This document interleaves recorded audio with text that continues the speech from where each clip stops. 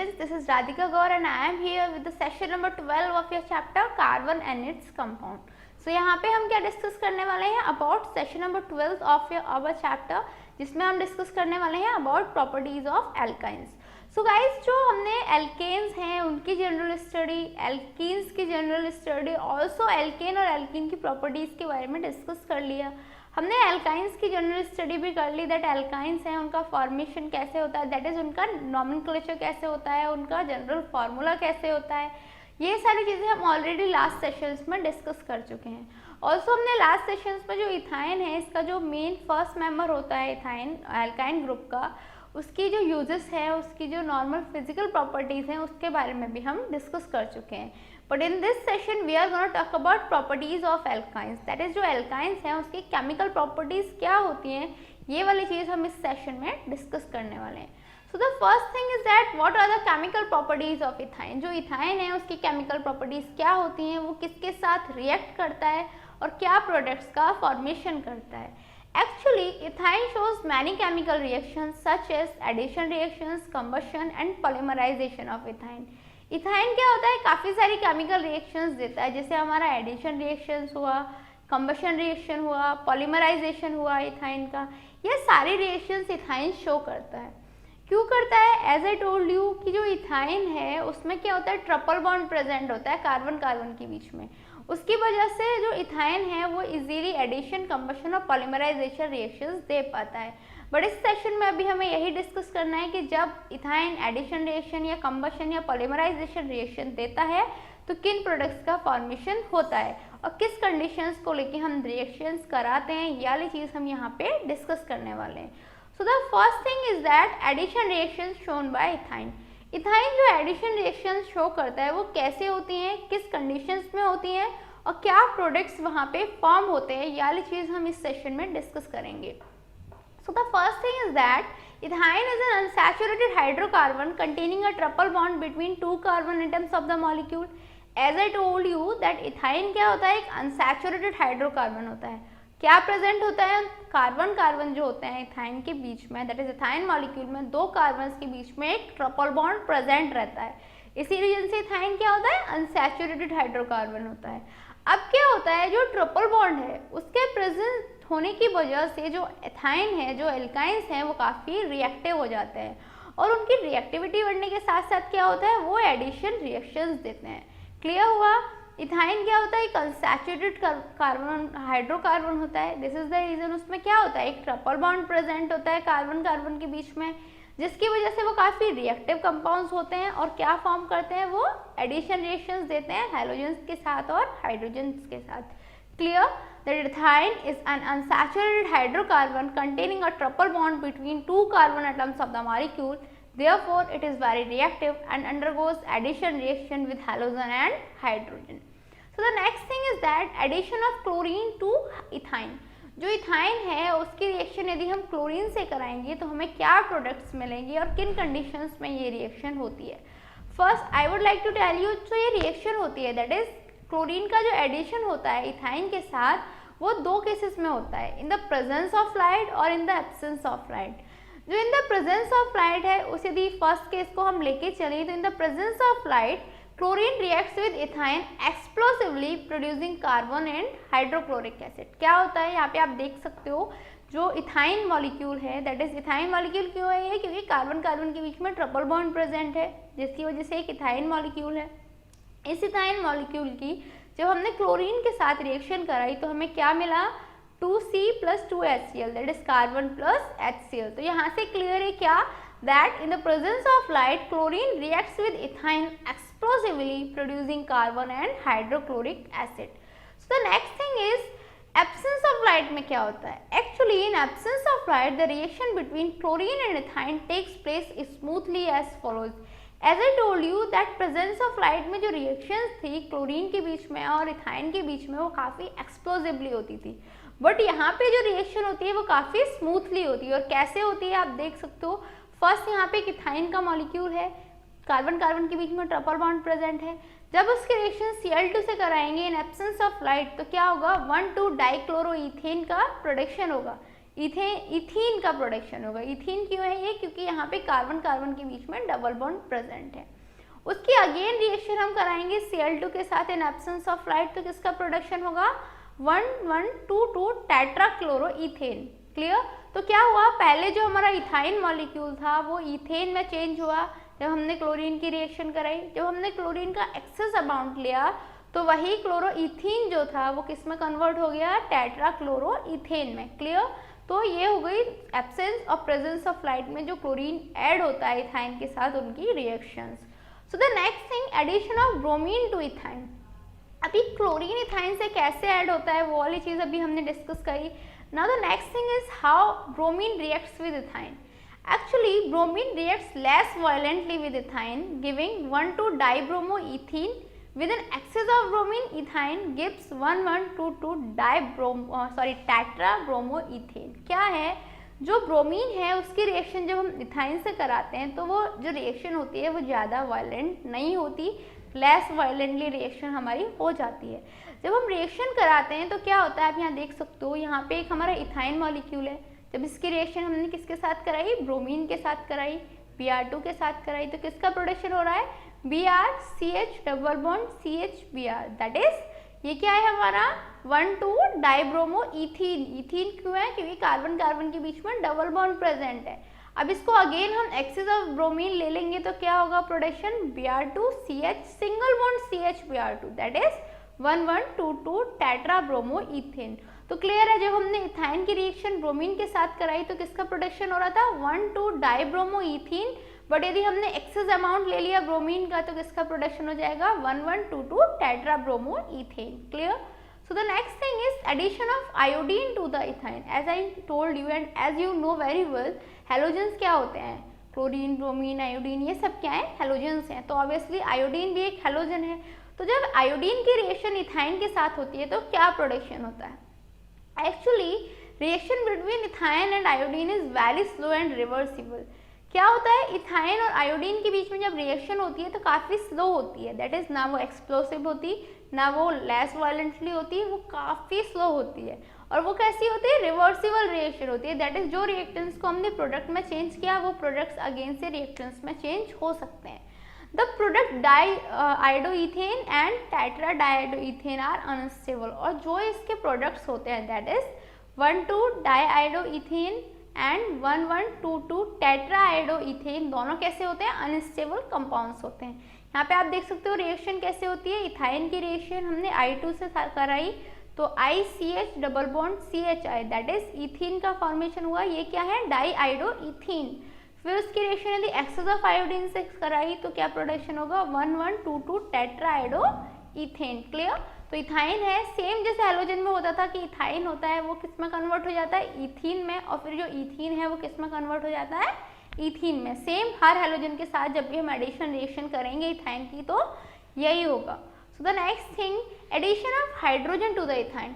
अब हेलोजन के साथ कैसे एडिशन होता है वो तो हमने पढ़ लिया। अब बात आती है हाइड्रोजन के साथ कैसे इथाइन कंबाइन करती है। Ethyne combines with hydrogen in the presence of a suitable catalyst. Hydrogen के साथ वो कैसे कंबाइन करती है? एक किसी कैटलिस्ट की प्रेजेंस में। अब कैटलिस्ट क्या होते हैं? कैटलिस्ट वो सब्सटेंसेस होते हैं जो रेट ऑफ रिएक्शन को हाई या लो कर सकते हैं। दैट इज जो रेट ऑफ रिएक्शन होती है उसमें यदि इंक्रीजमेंट और डिक्रीजमेंट कोई सब्सटेंसेस कराते हैं तो वो कैटलिस्ट ही होते हैं।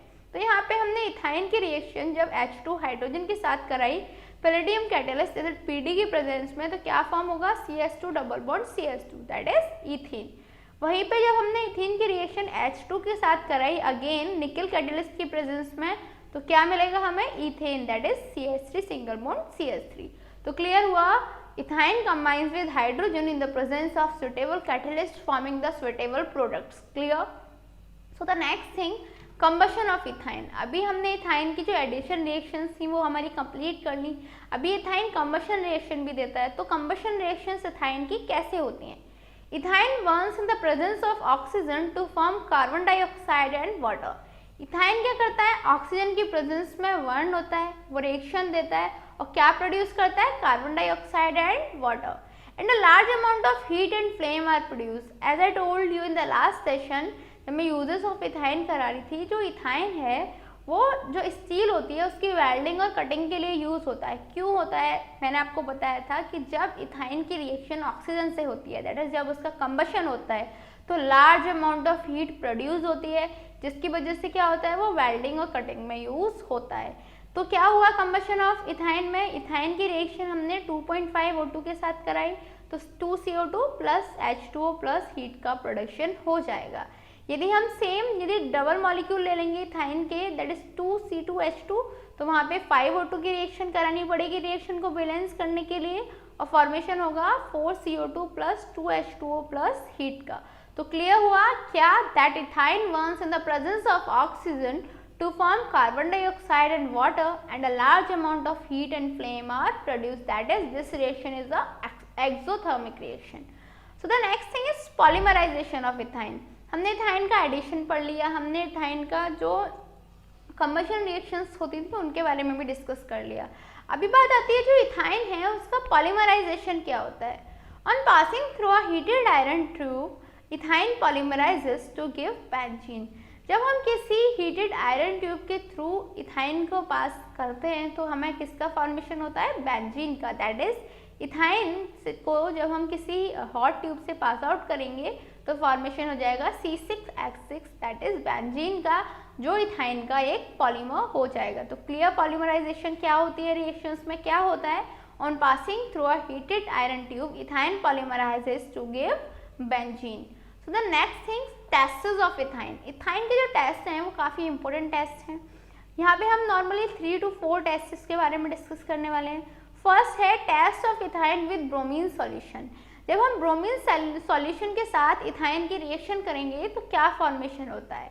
Ethyne combines with bromine and the solution become colourless. That is जब ब्रोमीन के साथ हम इथाइन की रिएक्शन करेंगे तो सॉल्यूशन कैसा रहेगा? कलरलेस। दैट इज यदि हमें कंपाउंड्स दिए हुए हैं और हमें फाइंड आउट करना है कि ये इथाइन है या नहीं है, तो हम ब्रोमीन सॉल्यूशन में इथाइन को डिसॉल्व करके देख लेंगे। यदि इथाइन ब्रोमीन सॉल्यूशन में कलरलेस सॉल्यूशन देता है तो जो सब्सटेंस है वो हमारा इथाइन है, वरना नहीं है। Next test is test of ethyne with potassium permanganate solution. क्या होता है? हम इथाइन का टेस्ट किसके साथ करते हैं? KMnO4 सॉल्यूशन के साथ। Ethyne is oxidised with alkaline solution of it to produce oxalic acid. क्या करता है? इथाइन की रिएक्शन, ये इथाइन मॉलिक्यूल है, इसकी रिएक्शन 4O, O कहाँ से लिया हमने? KMnO4 से, एसिड से ऑक्सीडेशन हुआ, वहीं पे हमने 4O एक नेसेंट ऑक्सीजन की फॉर्म में लिया। जब इथाइन की रिएक्शन ऑक्सीजन के साथ होती है, दैट इज KMnO4 का जो ऑक्सीजन है उसके साथ होती है, तो किसका फॉर्मेशन हो जाता है? COOH, single bond COOH, that is oxalic acid का। तो यदि इथाइन KMnO4 के साथ रिएक्शन करके ऑक्जेलिक एसिड का प्रोडक्शन कर रहा है तो इजीली हम बता सकते हैं कि जो सब्सटेंस हमारे पास प्रेजेंट है वो क्या है? इथाइन है। So the next test is test of ethyne with the ammoniacal silver nitrate solution. क्या होता है? यदि हमें कोई सब्सटेंस दिया हुआ है, हमें पहचानना है कि ये इथाइन है या नहीं है, तो हम क्या करेंगे? इथाइन की रिएक्शन करा देंगे, दैट इज इथाइन को अमोनिकल सिल्वर नाइट्रेट सॉल्यूशन में डिसॉल्व कर देंगे। तो क्या होगा? एक वाइट कलर का प्रेसिपिटेट फॉर्म हो जाएगा। तो यदि व्हाइट कलर का प्रेसिपिटेट का फॉर्मेशन हो रहा है तो हम ये आइडेंटिफाई कर सकते हैं कि जो सब्सटेंस हमें दिया गया था वो क्या था?